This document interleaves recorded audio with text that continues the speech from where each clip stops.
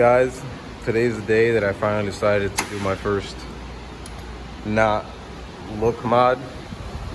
Shout out to Pate for letting me use a shop. But we're going with the Injen cold air intake. There's nothing in the box. It's over there. And right now we're taking off the front bumper to make our lives easier. Well, Pate's taking it off, even though I said I would help him, and I'm not really helping him. But I'll get back to you guys when we remove the front bumper. Well, the front bumper's off. Stock intake and piping is off. Tools all over the place. Yeah, tools all over the place. Clips went flying.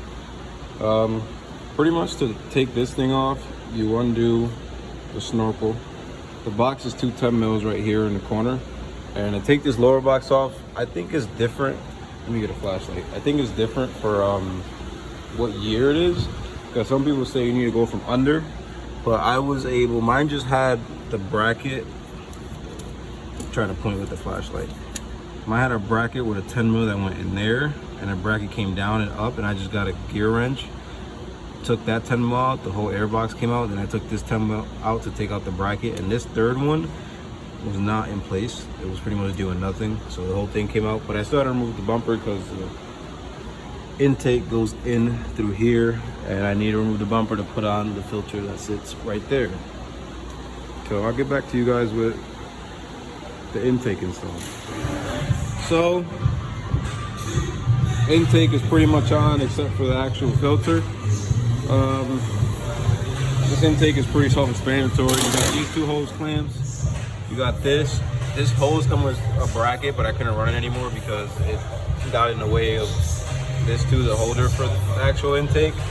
And then the mass airflow, which was a bitch. I had to get a die grinder and notch my fucking bolts. And I'll probably just go to Honda and get new ones, but for now, this will do. It holds it in place. And then I got this right here to clamp it in. There's another holder down there. I wish I could, let me get a flashlight.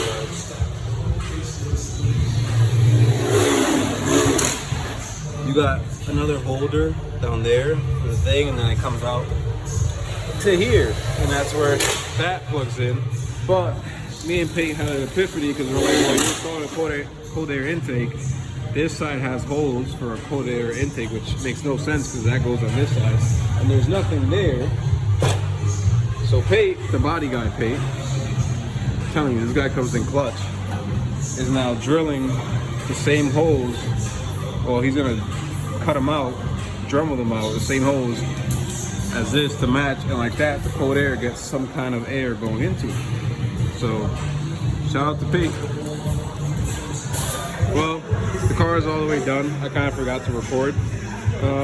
One thing we did was this side has holes cut out for it, which is kind of pointless because there's nothing here. But like I said before, Pate came in clutch and kind of just, it's not, I mean, I don't really care about the cleanest look as long as it's functional, and it is, because the cold air literally sits like right there. But everything is back on. Intake is on. Yeah, son. Shut up.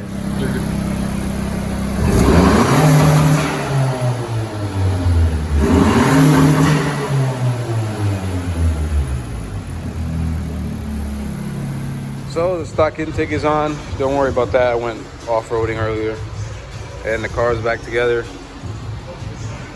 And since my last video, I think things differently. I did the shifter, solid shifter, bushings from Acuity.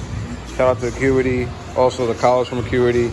The shifter is from Likewise, and it has RPM RAF engraved in it in the front.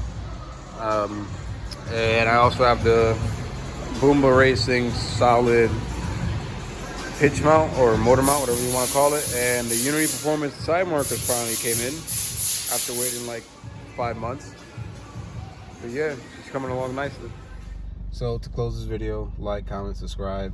It sounds fucking great. It sounds like my blow-off valve, but now I won't have tuning issues because it sounds exactly like my blow-off valve, and supposedly I'm supposed to be making more power. So it sounds great. I do recommend to buy it. Yeah, and that's that for this video. I hope you guys liked it.